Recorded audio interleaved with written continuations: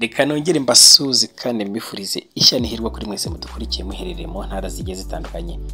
Waba uherereye mu ntara y'amajyepfo, uherereye mu ntara y'amajyaruguru, iburasirazuba ndetse n'iburengerazuba, namwe muherereye mu mujyi wa Kigali, abaherereye i Rwota, Masimbi, namwe turabashuje kandi dukomeza kwifuriza ishya n'ihirwe kuri mwese mwakoze subscribe ku Cyatwa TV. Nawe turakora subscribe, manuka gato yo kuri subscribe kandi no kukazogera kugira ngo ibiganiro byacu nk'ibi ngibi bijye bibageraho mu bambere. Ngira ngo rero nubundi nk'ibisanzwe muri kumwe n'umusaza w'imvi z'uruyenzi Ivan, ariko n'ubundi ni bwa butumwa Uwiteka yatumye Icyatwa kugira ngo tujye tubagezaho ibiganiro byiza nk'ibi ngibi bigiye bitandukanye. Uyu munsi rero kavuga ko ari amavuta, noneho uyu munsi twazanye amavuta dore ko ari bwa butumwa n'ubundi Uwiteka yatumye Icyatwa. Uyu munsi rero Uwiteka akaba yantumyeho ku bantu bakurikira Icyatwa TV, ati mbabwire ngo ibintu 10 byaguheza mu bukene mu gihe ukomeje kubikora. Twihuse rero reka dutangire ku kintu cya mbere gishobora kuba cyaguheza mu bukene. Icya mbere ni ubunebwe. Nshuti zanjye, ubunebwe nicyo kintu kibi cya mbere kibaho gishobora kuba cyaguheza mu bukene mu buryo bumwe cyangwa se ubundi. Ugasanga uraryamye, ibitotsi byakubanye ibitotsi, uraryamye ntushobora kuba byuka ngo utangire ukora ikintu runaka, wenda muri gahunda waraye upanze ukavuga ati iki singikora, n'ejo nzagikora. Gusa twibuka ko ukomeza uvuga ejo n'ubundi ejo hahora ari ejo. Niyo mpamvu rero ikintu kijyanye n'ubunebwe, iki nacyo kiri mu kintu gishobora kuba cyakomeza kugenda kikujyana mu nzira y'ubukene, niko na byita. Icyo ni cya mbere. Icya kabiri rero ni ukutita ku mpano wifitemo cyangwa se kumenya impano wifitemo. Ikintu kijyanye n'impano ni ikintu gikomeye cyane. Burya abazungu babimenye kera. Umwana bamubona mu mpano yifitemo akiri mutoya, ugasanga batagiye kudevelopa impano ye n'ubundi hakiri kare cyane. Burya rero iyo wamaze kumenya ko ufite impano ukanayidevelopa, biba ari byiza kurushaho, cyane ko burya biraryoha gukora ikintu ufitemo n'impano, biba ari byiza cyane. Icyo cyari icya kabiri. Icya mbere twabonye ko ari ubunebwe. Icya kabiri ni ukutamenya impano wifitemo. Yes.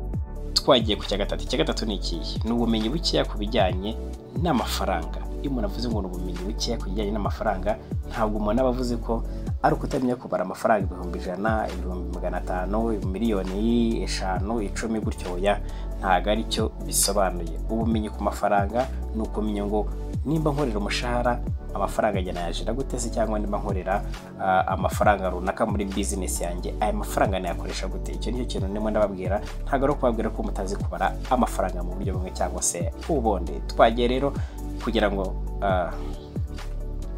reka rero dukomeze noneho tukiri kuri iki kijyanye n'amafaranga, tugere ikintu tukivugaho mu buzima bwawe. Nimba ukorera umushahara se cyangwa ufite amafaranga winjiza mu kwezi cyangwa mu cyumweru cyangwa mu gihe runaka, dore uburyo bwiza washokoresha kugira ngo nawe uzabashe gutera imbere, wivane mu cyobo njyabukene ujye mu cyobo njyabukire. Yes, reka dukumve ibi ngibi rero. Nimba ari amafaranga yo ku kwezi cyangwa se mu gihe runaka, dore uburyo bwiza ushobora gukoresha maze nawe ukabasha kuba watera imbere. Tukaba twakwirinda kuba twajya muri bya bintu 10 byaguheza mu bukene turimo turavugamo hano. Ngira ngo twari tukiri ku cya gatatu cy'ubumenyi bukeya ku bijyanye n'iki n'amafaranga. Nimba rero uhembwa umushahara runaka cyangwa winjiza business yawe yinjiza amafaranga runaka, gerageza urebe yuko ikintu kijyanye n'ubukode icyo kitazarenza amafaranga basi 30,000 ku mushahara uhembwa, ikijyanye n'iki n'ubukode. Icyo ni cya mbere. Icya kabiri, gerageza urebe mu buryo ibijyanye no kurya ifunguro ufata rya buri munsi mu buzima bwa buri munsi bitarenga 15% y'umushahara wawe. Ikindi cya gatatu, reba neza ku mushahara wawe yuko ibijyanye na transport kitarenga 15 ku mushahara wawe. Icyo gihe rwose biba ari sawa cyane, uba urimo urabikora neza.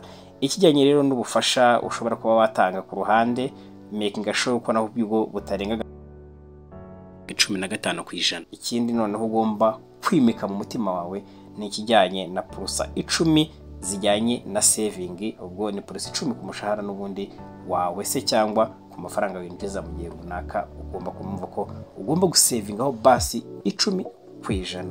Noneho 25 isigaye ku ijana y'umushahara wawe se cyangwa se amafaranga winjiza runaka, ayo ngayo ni yayandi azajya gufasha mu bijyanye no mwidagaduro, kuba gukemura akabazo runaka kaje gatunguranye, uburyo bwo kwiyungura ubumenyi mu buryo bumwe cyangwa se ubundi, utuntu nk'utwo ngutwo. Icyo gihe iyo umaze kubona yuko ibyo ngibyo ubyubahirije ku bijyanye n'umushahara wawe cyangwa se amafaranga winjiza ku kwezi, ibyo bintu uzaba wabikoze cyane. Nimba rero ubona utabikora, isuzume neza, urebe neza, kuko nzi neza ko bitakorohera n'uburyo bwa investment mu buryo bumwe cyangwa ubundi mu gihe udakora saving, kuko ubwo hari kimwe gifata umwanya munini kurusha ibindi kintu utateganyije. Inshuti zanjye, ibyo byo bireze cyane, ukabona uri mu muhanda ntabwo wari ufite gahunda yo kugira ikintu ugura, wajya kubona kwanda agakweto keza kaguciyeho ati zana turebe, wagera imbere mu gashati keza zana turebe, wagera imbere akajipo keza zana turebe. Aho hose ari kugenda ugura utuntu tugiye dutandukanye, kandi mu by'ukuri ntabwo wari wabiteganyije ko wagura icyo kintu. ngira ngo rero mu buryo bwiza, burya ni ugutegura ikintu ukavuga ati muri bije nateguye purusa izi n'izi nateguye nizo gukora iki n'iki, ku buryo ugura ikintu wagiteganyije. Iyo yari bwari uburyo bwa kane ushobora kuba bwakugirira gute, bwakujyana mu mwobo njyabukene.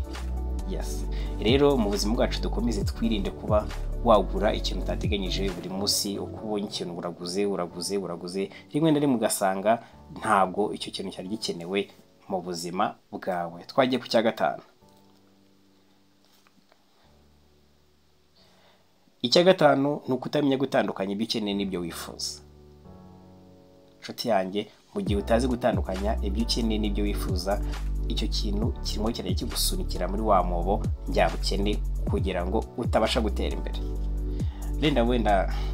Wenda reka tubashe gutandukanya uburyo bw'ibyo umuntu akeneye ndetse n'ibyo umuntu yifuza. Duhereye ku cyo umuntu akeneye, umuntu mu busanzwe akeneye ibijyanye na education, umuntu akeneye ibijyanye n'ubuzima, umuntu akeneye byinshi bigiye bitandukanye. Ibyo byo ushobora kubibona ushobora no kubibura, ubuzima bugasa nkaho butamera neza. Naho rero ibyo twifuza, wifuza inkweto nziza, wifuza imodoka, inzu, ukifuza byinshi bigiye bitandukanye. Ibyo byo kandi kuko ari ibyo uba wifuza, ibyo byo nabiguze nta kintu byahindura mu buzima bwawe. Rero tumanze tumenye ngo ni ibihe tugomba gukenera n'ibihe tugomba kwifuza. Umenye kubitandukanya, numara kubitandukanya uzajya umenya igikenewe cy'ingenzi uba ari cyo ukora. Icya gatandatu ni umutego wo kugwa mu madeni menshi.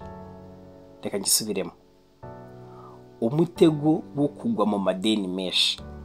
Inshuti zanjye bimubyumve neza, umutego wo kugwa mu madeni menshi rero ni hahandi umuntu ashobora kwikora agafata amafaranga akagenda akaguza amafaranga runaka kugira ngo yigurire igikoresho runaka yumva yakunze, yabonanye mugenzi we cyangwa yabonye ahandi hantu runaka, kandi mu by'ukuri ayo mafaranga ujije atazaza azanye inyungu, ugasanga no mu buryo bwo kwishyura biramugoye. Ako kanya birumvikana aba yamaze kugwa mu mutego w'amadeni mabi. Icyo rero ni ikintu umuntu agomba kwirinda mu buryo bumwe cyangwa se ubundi. Icyo kijyanye n'umutego wo kugwa mu madeni mabi, never. Ibyo kuguza amafaranga adafite ikintu agiye gukora, cyangwa ari uko wakunze ikintu runaka ukajya gufata amafaranga utazi n'aho azava, nabyo biri mu bintu bigukurira kuba byakujyana mu cyobo njyabukene. Icyo cyari icya gatandatu. Reka tujye ku cya karindwi. Icya karindwi ni ukutita cyangwa se kudaha agaciro iby'ingenzi mu buzima bwawe. Reka iki nacyo ngisubiremo neza. Iki cya karindwi ni ukutita cyangwa se kudaha agaciro iby'ingenzi mu buzima bwawe. Iyo tuvuze iby'ingenzi mu buzima bwawe, wenda nk'urugero ni ubuvuzi, uburezi, ari education, ni igihe, intego se cyangwa wenda inzozi zawe ufite, ni akazi se, ni amafaranga, urukundo, ni amahoro, ibyishimo, ubwigenge, kwidagadura n'ibindi byinshi bigiye bitandukanye.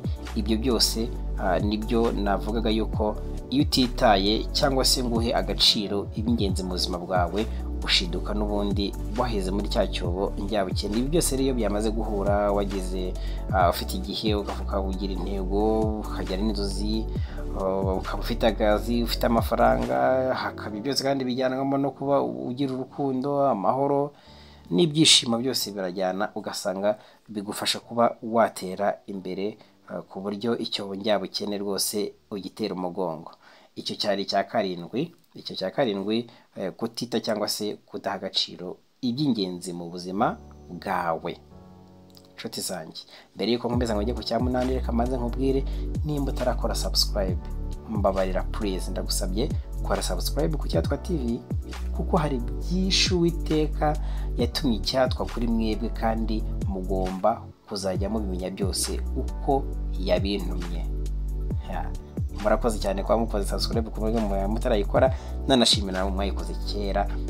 Imana bampera umugisha. Reka twikomereze ku cyamunani. Icyamunani rero cyo kiragira giti ni ukwigaragaza nk'umukire kandi muri makiye wowe utari we. Kwigaragaza nk'umukire kandi muri wowe utari umukire.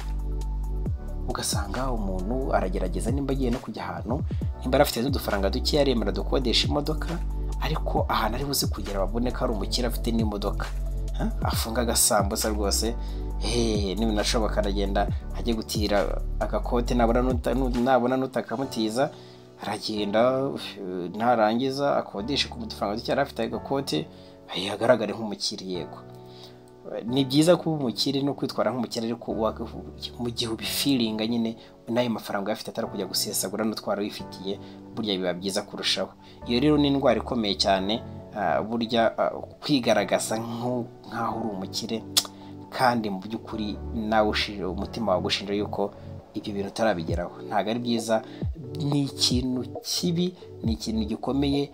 Nibwo bwa buryo rero bimwe bigenda bigusatiriza muri cya cyobo njyabukene, kandi iki cyobo njyabukene nicyo ngira ngo dutere ishoti tugishyire hirya ku ruhande. Icyo cyari cyamunani. Reka tugere ku cyacyenda noneho twihuta kugira ngo ibi 10 tubisoze. Icyacyenda ni uguhindura urwego, uhindura n'imibereho. Iyo bavuze guhindura urwego, uhindura n'imibereho, ni hahandi nk'umuntu aba yabonye promotion, akabona promotion mu kazi, nimba yahimbaga 300, wenda yageze ku 600. Icyo gihe ugasanga akimara gutekereza promotion ati wow, noneho umbonye amafaranga yongereyeho, saving igiye kuba saving, ibintu byose bigende neza. Ariko finally akazireturuva asanga n'ubundi nk'ubuzima yarabayeho na mbere y'ibwa 300 tayari biracyari bwa bundi, nta saving ntaki. Byagenze gute rero? Ni mu gihe nimba yarasigaye ajya guhaha ahantu runaka, supermarket iri aho ngaho, aragenda ajya ahantu hari high, naho hari ahantu hakomeye hahenze nk'umuntu uhembwa amafaranga 600. Nimba umwana biga handi hari kuri 9 years, ahita avuga ati wa mwana wanjye agomba kwiga ishuri ryiza nk'umuntu uhembwa amafaranga menshi. Usange n'ubundi ya mafaranga yongereweho n'ubundi nta kintu birimo birarenzaho ku buzima yarasanzwe n'ubundi arimo. Byatewe n'iki rero? No kuvuga ngo yamaze kubona ko umushahara abaye mwinshi, nawe consommation iriyongera, kandi mu by'ukuri nko mu busanzwe agengwa mu 300 uburyo yarabayeho nta cyari byari bimutwaye. Icyo rero nicyo twavugaga yuko ari uguhindura urwego, uhindura n'iki n'imibereho. Yego, ntago wenda babujije kuba mwakwifata neza bitewe n'urwego mumaze kugeraho, ariko ushobora no kureba ukareba se ni ngombwa birakenewe ibi ntibyari bisanzwe ariko byari bitwaye. Kugira ngo bashe kujya gute ukore niyo saving utazashiduka bamaze kujya muri cya cyobo njyabu cyene. Ubu tugiye kugera ku cya 10. Nkomeza gushimira we rwose wakoze subscribe, warakoze cyane. Nawe ndagushimira kubona ugiye kwita ukora subscribe aka kanya ugiye gukora subscribe ubivanye ku mutima. Imana ikomera umugisha. Urakoze cyane pe, kora uri umuntu w'umugabo. Noneho reka dukomeze mbagezeho ni cya 10, ubundi twikomereze ubutumwa Uwiteka yatumye Cyatwa. Yego, icya 10 ni ikihero. Icya 10 ni ukwizerera mu bitangaza. Urabyumva neza? Icya 10 kwizerera mu bitangaza. Ibi bintu bihita bikujyana mu cyobo njyabukene, ukagenda ugakena kwizerera mu bitangaza. Ugasanga umuntu ari hano ati ngewe Imana yarambwiye izama inzu nziza, nzagira imodoka, ubundi ni sherepe raptarepe. Donc ukumva buri gihe ahora ari mu cyizere cy'uko azaba umukire, nta gukora. Abandi ngo barakora, we akomeje kwisezerana by'Imana ngo yaramubwiye ngo azaba umukire.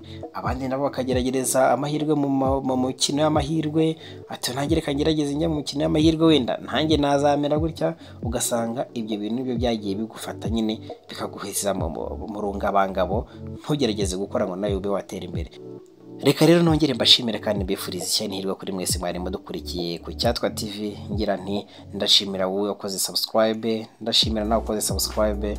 Amahoro y'Imana abane namwe, mwari kumwe n'umusaza w'imvizi Ruyenzi Ivan, ndabakunda.